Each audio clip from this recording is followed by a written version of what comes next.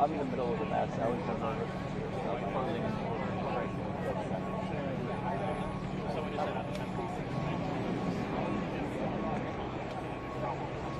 oh, okay.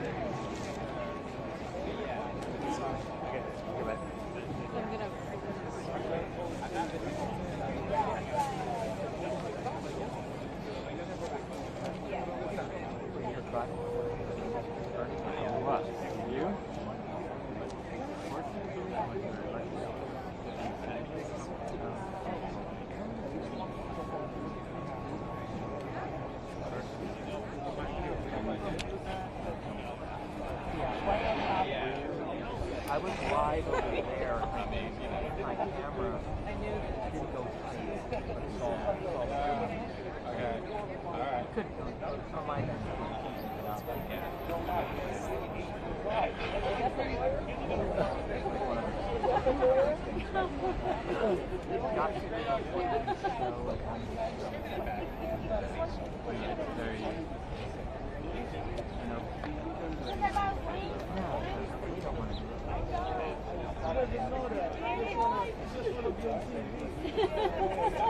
Wrong press conference. Wrong press conference. Down the block. Down the block. This is not about Trump.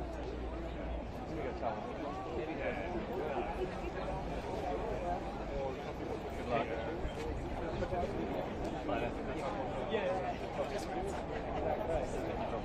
You probably never heard this story, right? You probably never heard this story. So a guy was walking before this guy. Why didn't you tell me this story?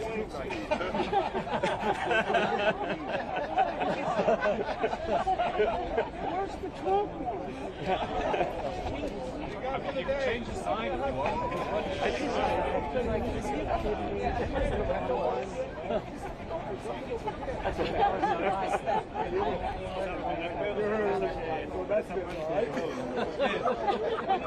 Yeah, just gonna fold it in half, and then you're good. Weinstein is a pig. Universal.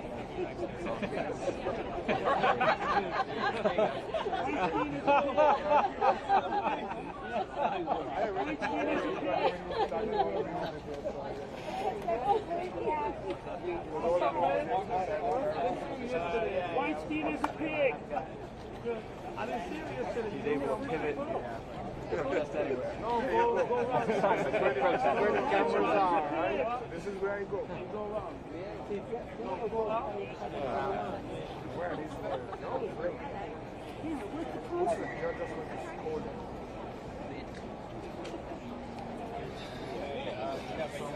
That's waiting for you. No, Sandra will help you out.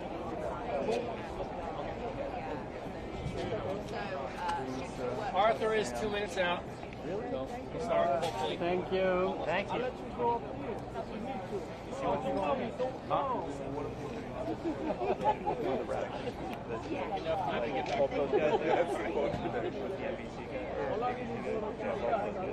We did it here. We were trying to be. We originally wanted to do this office. We decided not to do it. I think we'll do it out here. We have the audience. Yeah, no, that makes sense for you. I get it.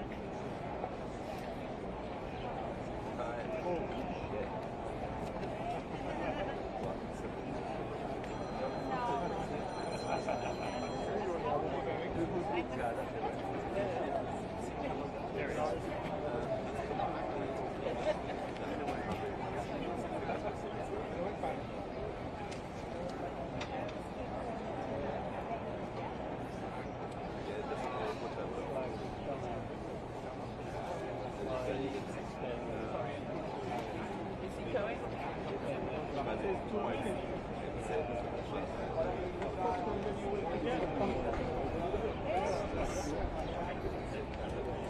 yeah, there it is.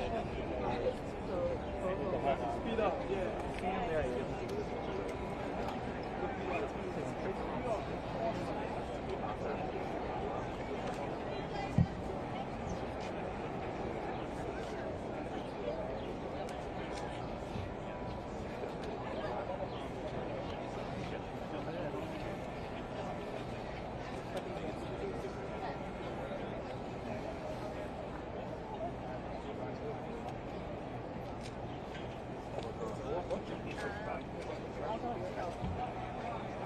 Ich mach das, ja.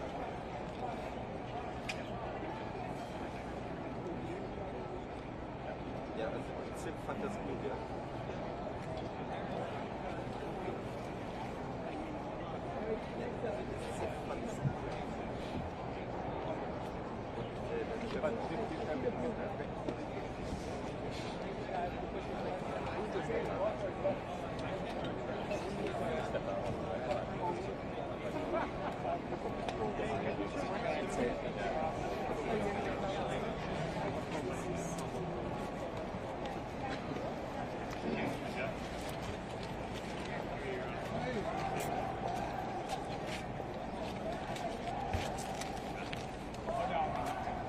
Good afternoon, everybody. My name is Arthur Aidala, and I am the managing partner of the law firm Aidala, Tuna and Kamens. We were the part of the trial team, and we were the appellate team. Judge Barry Kamens and Diana Fabi Sampson and myself tried the case alongside Donna Rotuno and Damon Chironis 4 years ago, more or less, right now in this courtroom right behind us. And at the time of those rulings, from the days I interned with John Esposito in 1980 and when my father worked here in the 60s and 70s, what we knew then was the first words that came out of my mouth to the Court of Appeals, which was from the bottom of our hearts, from our collective hundreds of years of experience, we knew that Harvey Weinstein did not get a fair trial. And there's a quote from Judith Kay, who was one of the great leaders of this state. She was the chief of the Court of Appeals of the state of New York. And the essence of it was, there are some people who are very unpopular in our society, but we still have to apply the law fairly to them. And in this courthouse behind us, at that trial, the law was not applied fairly to Harvey Weinstein. And what the Court of Appeals, the highest court in the greatest state, in the greatest country, said today is that yes, no one is above the law, but no one is below the law either. And the case in which it relies upon is called the Molyneux case. It's over 100 years old. And what the Court of Appeals said, you can't throw out 100 years of legal precedent because someone is unpopular. We compliment the Court of Appeals for having the strength and the courage to do so. We compliment the former Chief Judge of the Court of Appeals, Chief Judge Janet DiFiore, because she's the one who gave us access to the Court of Appeals. It is not often, it is not automatic that a criminal defendant gets access to the Court of Appeals. And Chief Judge DiFiore, who has been a fighter for women's rights throughout the course of her career, stepped up and said, no, there's a problem here that my colleagues on the bench have to examine. And they did examine. And they did examine it. And Judge Jenny Rivera, who has spent her entire career in the law as a professor, as a judge, fighting for women's rights as hard as she possibly can, wrote this decision. And it may sound like it's an exaggeration, but it's not. Today's legal ruling is a great day for America because it instills in us the faith that there is a justice system, even though there's 100 cameras around, that a judge will sit in her chambers and look at the law and look at the precedent without fear of favor and say, I don't care who the defendant is. If it's a former president of the United States or the most storied Hollywood producer of our generation, the law applies to everyone. There was a over 100-year precedent that was thrown out by the intermediary court of appellate court that said the Molyneux ruling, which is allowing people who a defendant is not charged with to come into court and testify. They said it was okay in the Harvey Weinstein case. But today, Judge Jenny Rivera, a real hero for women on this planet, said you can't convict someone based on their entire life and everything that they've done in their life. You can't allow more witnesses to come in and testify against the defendant than the defendant is actually charged with. You can't do that. What Judge Rivera wrote, over a century later, we reaffirm that no person accused of illegality may be judged on proof of uncharged crimes that serve only to establish the accused's propensity for criminal behavior. So the Court of Appeals deserves a tremendous amount of credit for doing this, based on the law, not based on opinion polls, not based on popularity contests. And let me tell you something about Harvey Weinstein. From the moment I met him at his office in Midtown, he profoundly declared his innocence. He said, if you're going to represent me, you need to know I didn't rape anyone, I didn't sexually assault any of these women who I am charged with. He said the same thing to me today. He's also said the same thing to me when the verdict was read and I sat next to him, and he said, Arthur, how could this happen? I'm innocent. I'm innocent. Because of this ruling, Harvey Weinstein will now be produced from where he is in upstate New York back down here to this courthouse. Obviously, there will be a new judge. There will be a new prosecutor because the former prosecutor has retired. To her credit, Jonah Luzzi, a very classy move for a lawyer, called and acknowledged the decision today and was very classy about that. She deserves recognition for that because that's how the justice system should work. So Harvey will be here. We will be announcing ready for trial on the first day we walk into that courtroom, because we are.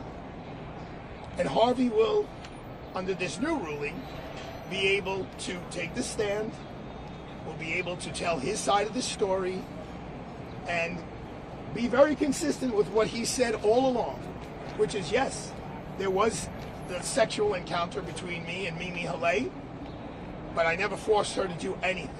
In fact, 7 days after the alleged assault, we had consensual sex, which she testified to in this courthouse. So this today is not just about Harvey Weinstein, far from it. We've gotten calls from so many defense attorneys, from the greatest in terms of defense attorneys of Ron Kuby to retired judges, saying you did a great thing for America. We did it. Diana wrote the brief with Judge Kamens. We tried the case together. I argued it. It was a group effort. Craig Rothfeld, who's been here, he's the prison consultant taking care of Harvey throughout. It's been an absolute team effort. But this was so much more than Harvey Weinstein for us and for the justice system. And we are relieved. Everyone's like, are you happy? Of course, we worked very, very hard. But we're relieved that our system of justice wasn't perverted. You know, this was a case about perversion.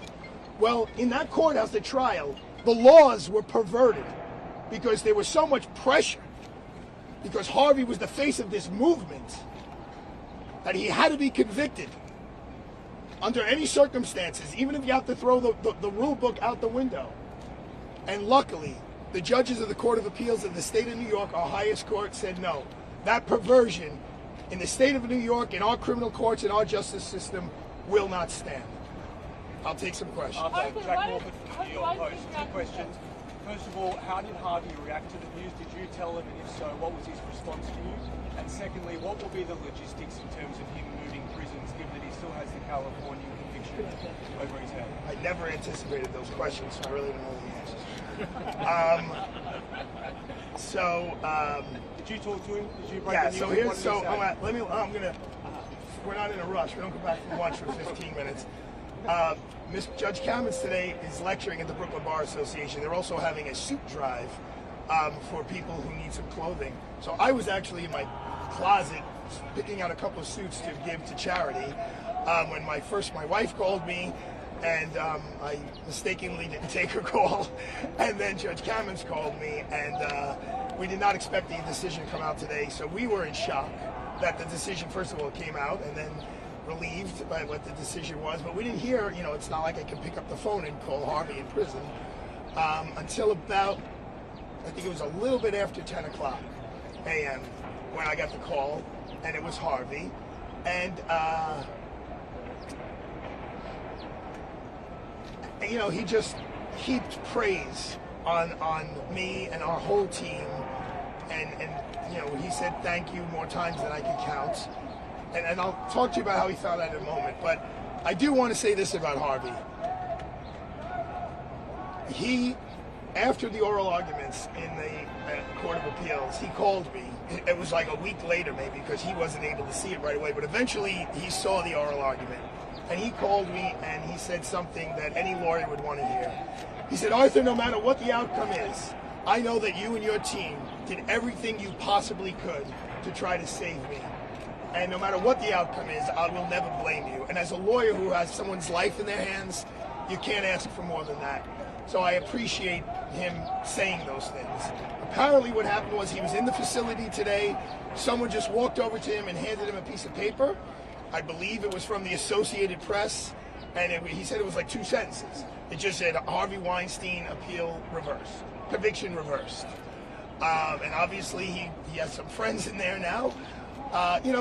He's like, Arthur, I've been here 4 years in prison for something I didn't do.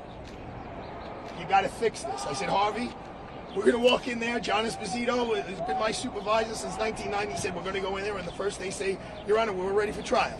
Just, let's pick a trial date. We're ready to go. Was he emotional? How was he? He wasn't emotional like crying. Craig was crying. Craig was crying. Diana was very, very focused on making her cappuccino. I was a little more. I was in a little bit. I just was not expecting. We got some misinformation that there were no more decisions from the Court of Appeals coming down. So we were not prepared. But Harvey was very gracious, very grateful. He called me actually 3 times.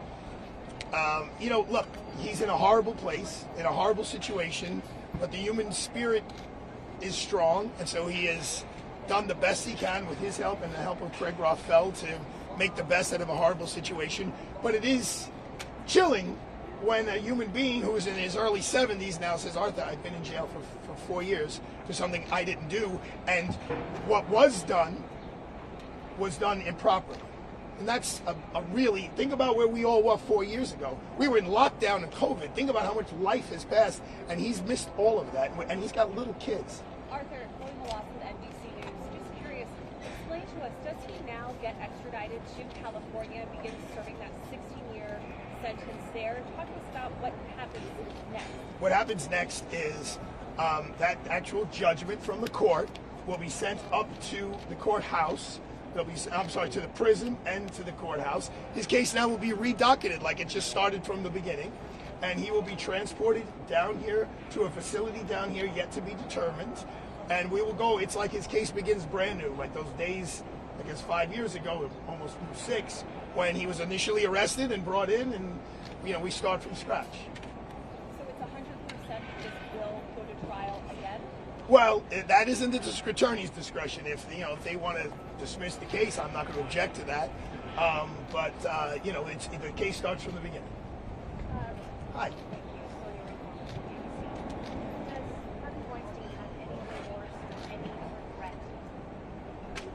Well, he spoke at his sentencing quite eloquently about the remorse and regret that he has that he put these women through that situation, and he looked at them right in the eyes in that courtroom.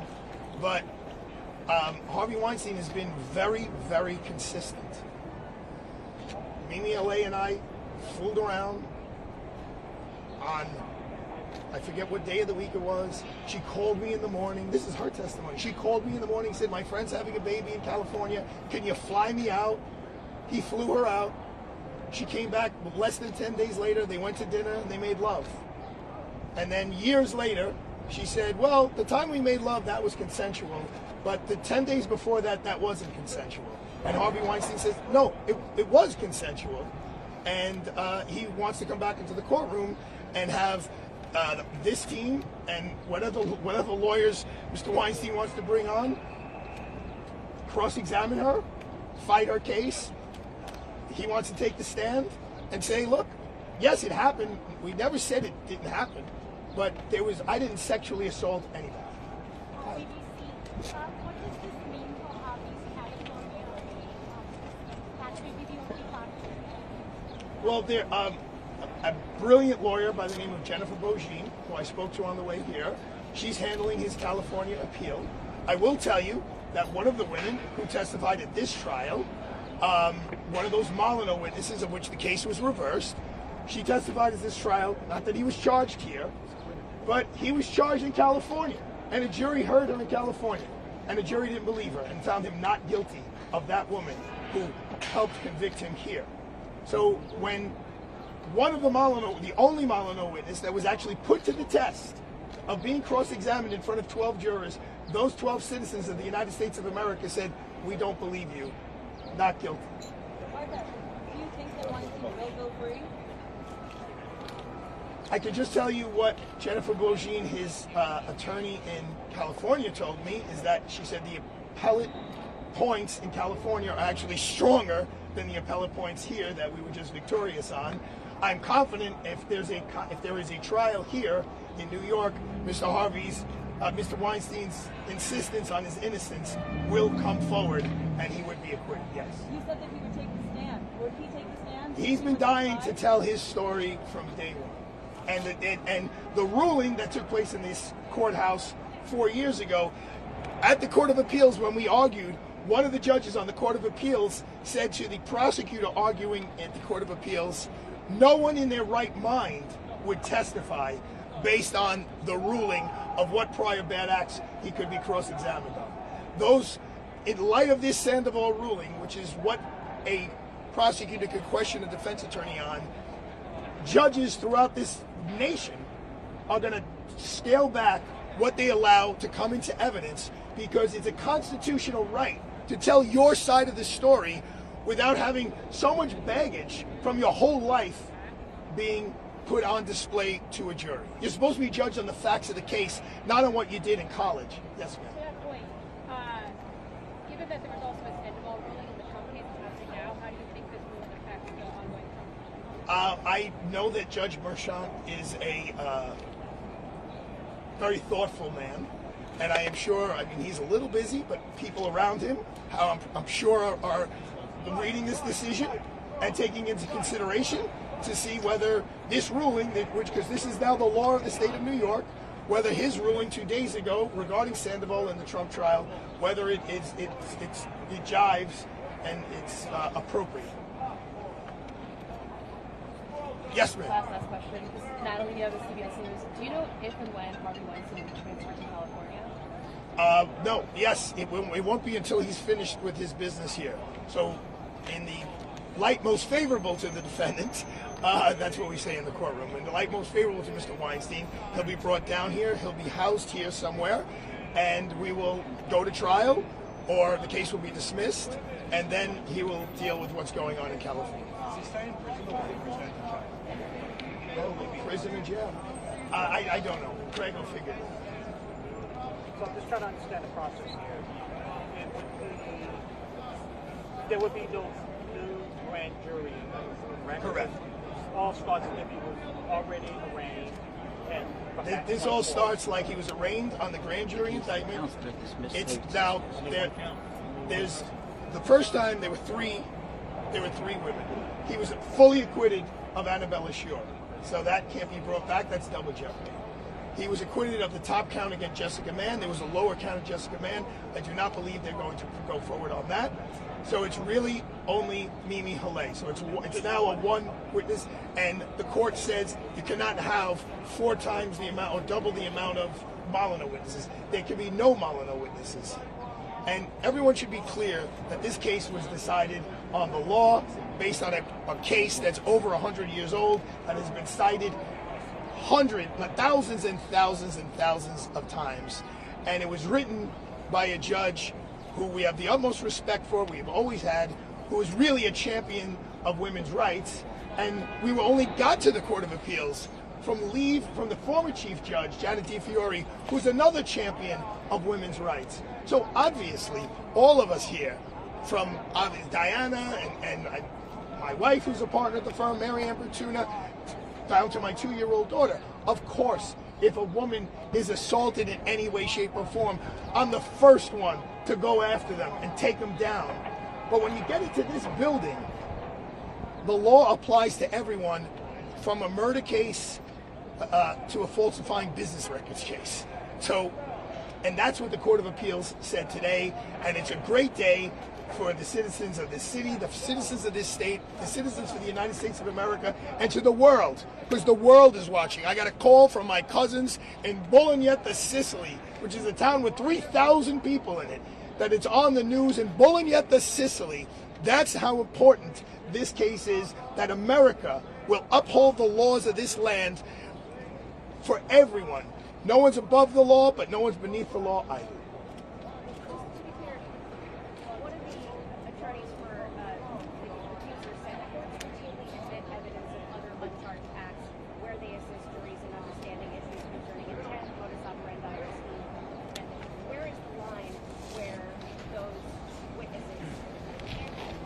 So, okay, that's a great question. It's maybe a little difficult for me to answer because we did argue in front of the court for over an hour. But the bottom line is, Molyneux witnesses come in to help jurors understand what's going on or to identify someone. In this particular case, if you believed what Mimi Haley, her testimony, you didn't need any help from any of the witnesses to understand what Mr. Weinstein was trying to do. She gave a very clear narrative of her side of the story. If you believed her, he was guilty. If you didn't believe her, he's not guilty. You didn't need 4 other people who he was not charged with to help understand what sexual assault is, and that's exactly what Judge Rivera found. That the witnesses were there only to make Harvey Weinstein look bad. That's the only reason why those witnesses were admitted, to show that he's a bad guy. He was tried on his character, not on the evidence.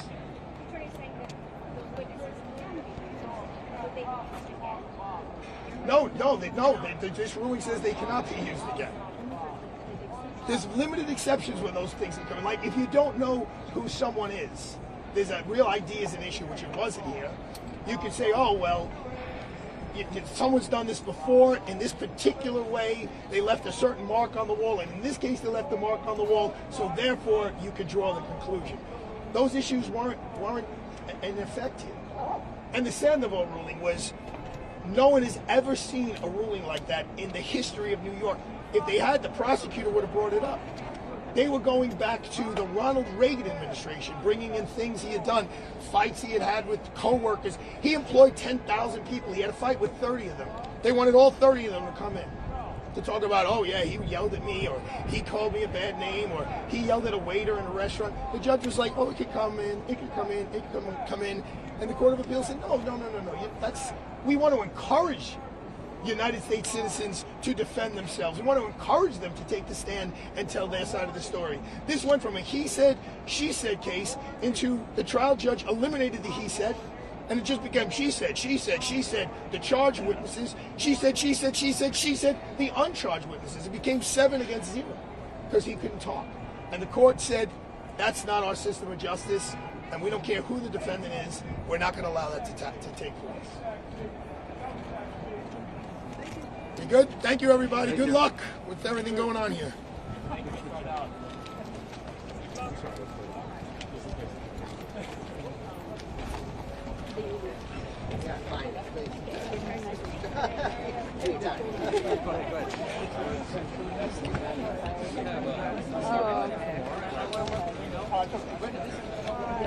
Oh, everyone.